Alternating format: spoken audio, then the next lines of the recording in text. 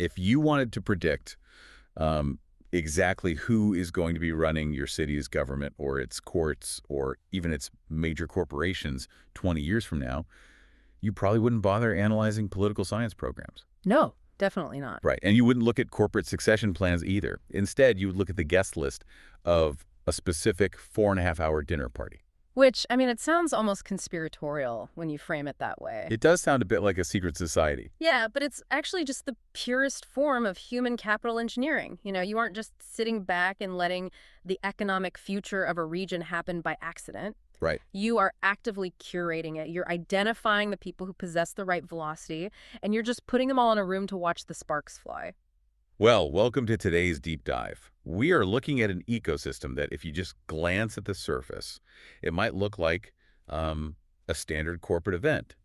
But today, we are decoding how a region actively engineers its own future. Yeah, it's fascinating stuff. Our focus is all about the Business Link 40 Under 40 Business Achievement Awards.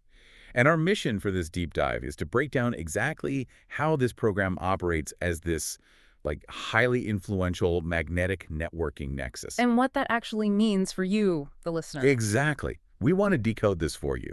Whether you are, say, a young professional trying to figure out how to get noticed for a future nomination, or maybe a business leader looking to strategically allocate your sponsorship dollars. Or even just a networker who wants to understand the mechanics of rubbing elbows with the absolute elite of your region. Yeah.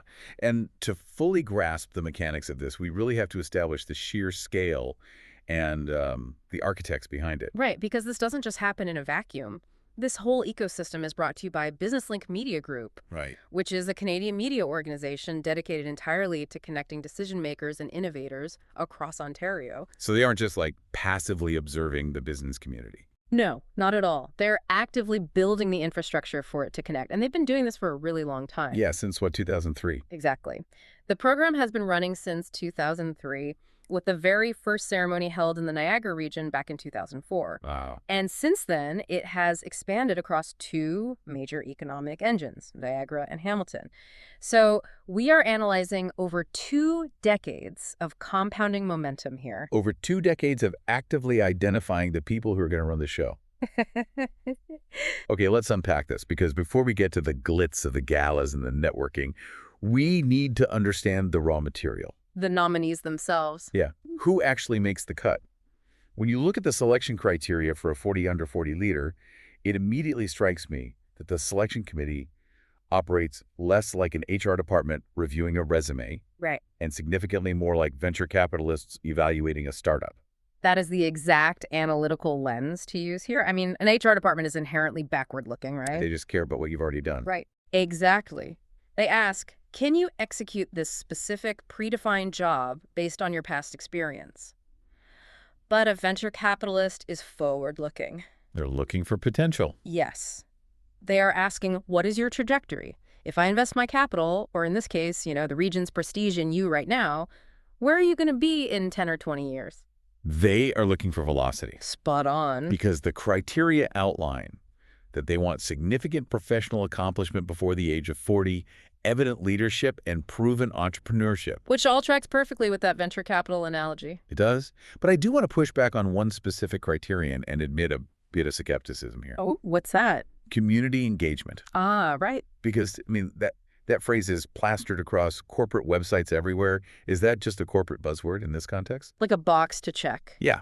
Like, you bought a table at a charity golf tournament, so you check that box and move on. Yeah. Or does it carry actual measurable weight in predicting these regional leaders? What's fascinating here is that community engagement is not a side quest for these candidates. It is the fundamental mechanism of their success. Really? Yeah. The selection committee demands this because true leadership in a region requires navigating friction.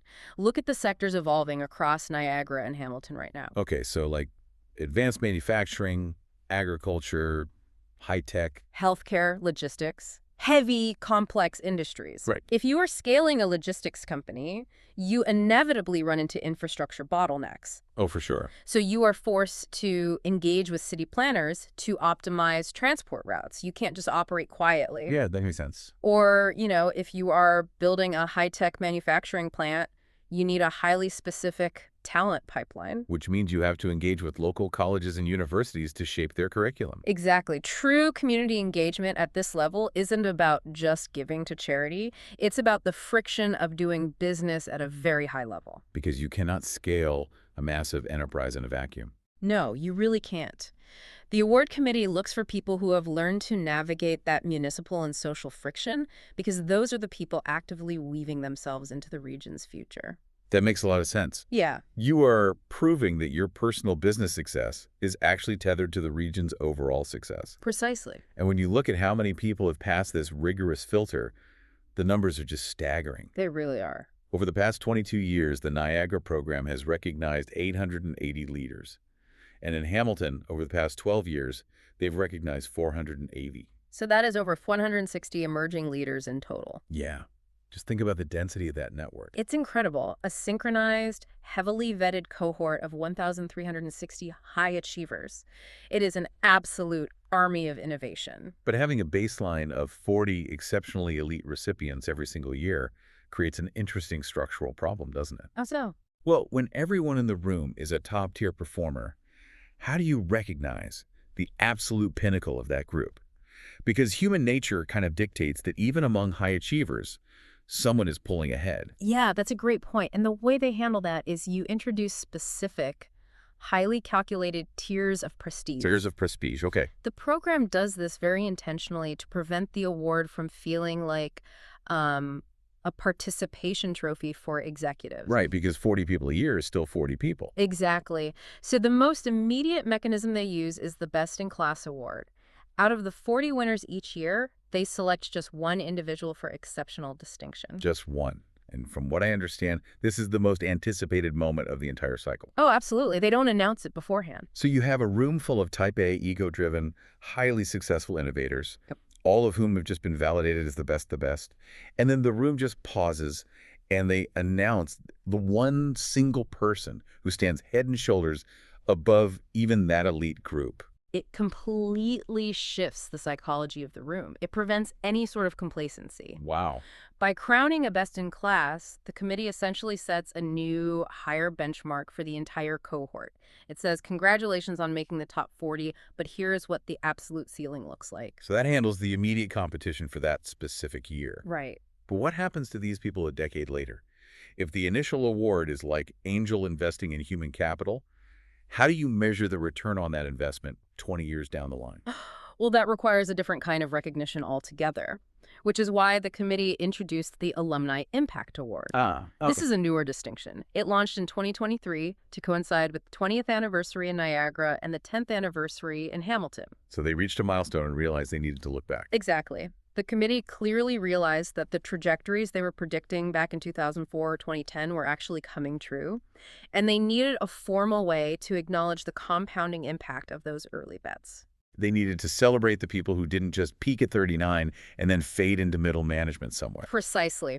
The Alumni Impact Award is for past winners whose long-term influence has grown exponentially. Like who? Well, in Hamilton, you see this with recipients like Tony DeLuca in 2023, or PJ Mercanti in 2024, and Michael Macaluso in 2025. Okay. These are individuals who are moving the economic needle on a massive regional scale. Now, here's where it gets really interesting.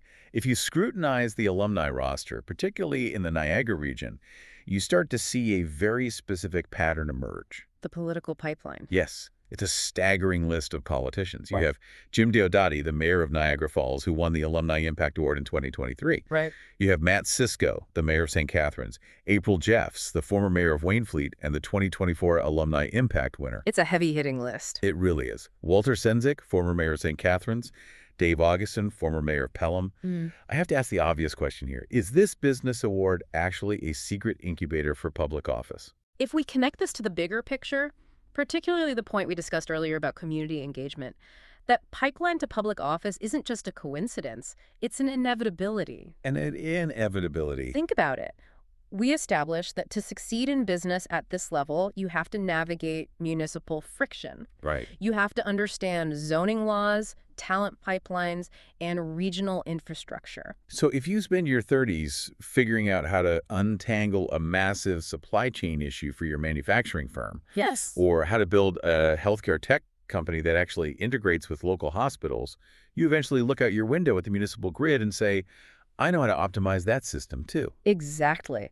The skill sets are completely transferable. They are totally parallel. They are. And for any potential sponsors listening to this deep dive right now, understanding that pipeline completely changes the value proposition of supporting this event. Oh, absolutely. Sponsoring these awards is essentially angel investing in the region's future monopoly holders. You aren't just buying banner ads or putting your logo on a dinner menu in front of a few CEOs. You are buying early-stage proximity. You are aligning your company with the region's current and future mayors. You're aligning yourself with institutional heavyweights. Do you have an example of that? Yeah, take the 2025 Alumni Impact recipient in Niagara, Madam Justice Leanne E. Standrick. A judge. A judge. When your brand supports this ecosystem, you are quite literally sponsoring the origin stories of the people who will eventually run the civic, legal, and business institutions of your region. That completely reframes the entire concept of corporate sponsorship. It does, doesn't it? It's not an advertising expense. It is strategic equity in the leadership class. Exactly. Which brings us to the logistics of how this all physically manifests. Right, because we've established this immense 1,360-strong alumni network. We've established that the people in this network go on to become mayors, judges, and major CEOs. But equity in a network doesn't mean anything if you can't actually interact with those people. You need them in one room. And that is exactly what the Business Achievement Awards Gala is designed to do. This is the physical nexus. It really is. So let's break down the mechanics of this gala for the networkers and sponsors listening. Because clearly, this isn't just a casual morning coffee meetup or a quick Zoom call. No, not at all. It is a highly choreographed environment. In Niagara, this gala is traditionally held on the last Thursday evening of May. Right. And in Hamilton, the event anchors the fall season, taking place in October. And the structure of the evening is very deliberate. It runs from 5 p.m. to 9:30 p.m. It is a huge commitment. So it makes me wonder, why do they stay? Is the real prize the physical trophy they hand out on stage? Or is the actual prize the unguarded conversations happening at the dinner tables between the salad course and the dessert? It is absolutely the conversations. Yeah. The trophy, the fine dining, the storytelling, the applause, all of that is just the catalyst required to get them to commit the time. To get them in the building. Exactly. But when you lock that caliber of people in a room for 4.5 hours, the formal defenses naturally drop. They break bread together. The friction of formal gatekeepers is removed. That's the key. You don't have to go through an executive assistant to get a meeting. Right. At this gala, the startup founder who desperately needs a pilot program for their new software happens to be sitting next to the logistics CEO. Who happens to be sitting across from the mayor who controls the zoning for a new facility. Exactly. Those serendipitous, off-the-record conversations are how regional megadeals are born. I mean, the audience at these galas is a who's who of the region's power structure. You have representatives from massive regional anchors. Like Brock University. Brock University, Niagara College, University of Niagara Falls, Canada. Walker Industries, Niagara Parks. Yeah, all the major players. You are basically paying the price of admission for forced proximity to greatness. Mm. The ROI on those unguarded conversations is likely higher than 6 months of formal LinkedIn outreach or cold calling. Oh, easily. And this raises an important question for you, the listener, right now. Because in networking, timing is everything. Right. We are sitting here in March of 2026. The economic landscape is shifting rapidly, and the momentum for this program is not just steady, it is actively accelerating. Yeah, the data points regarding the current climate are pretty wild. What is happening with the 2026 cycle right now? The upcoming 2026 Niagara 40 Under 40 has just received a record-breaking number of nominations and applications. Record-breaking. More than ever before in its entire 22-year history. Right, record-breaking after 22 years. You'd assume a regional market would eventually run dry on fresh talent, or that they would have, tapped everyone who fits the criteria by now. You would think so, yeah. But this implies the exact opposite. The ecosystem is compounding.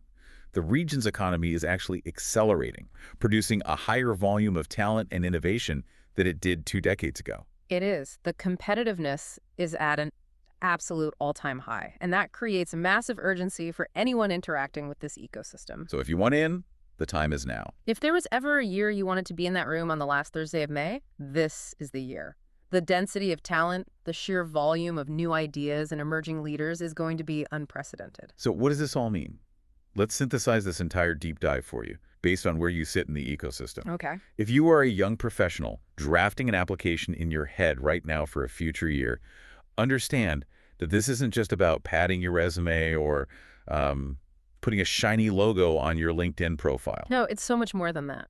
It's about proving that you have successfully navigated the friction of your industry and that you are actively woven into the fabric of your community. And if you are a company deciding where to allocate your sponsorship dollars, this is your opportunity to buy early-stage equity in the region's leadership class. Yep. You are aligning your brand with the future mayors, judges, and institutional heavyweights before they even take office. And if you are simply looking to buy a ticket to the gala, you are buying access to a 4.5-hour masterclass in regional networking. You really are. You are gaining off-the-record access to the decision-makers shaping the economic engines of Niagara and Hamilton. The Business Link Media Group has truly built an indispensable platform for growth. It truly is the ultimate mechanism for human capital engineering. And, I'll leave you with this final thought to ponder. Okay. We've spent this deep dive exploring this highly vetted, synchronized network of 1,360 alumni. Right. We've seen how accurately this specific program predicts the civic and business leaders of a region 2 decades in advance. Yeah, it's almost scary how accurate it is. So imagine this. What would happen if this concentrated 1,360-person brain trust was actually mobilized to collaborate on a single, massive, regional mega project? Oh, wow. What could a network this deeply embedded and this incredibly powerful achieve if they suddenly pointed all of their combined resources, political capital, and innovation in the exact same direction? That is a genuinely fascinating thought. Isn't it? It makes you realize that the most powerful infrastructure in a city isn't built of concrete. It's built of ambition. Well said. Thank you for joining us on this deep dive. Stay curious, keep building, and keep seeking out the rooms where the future is being built.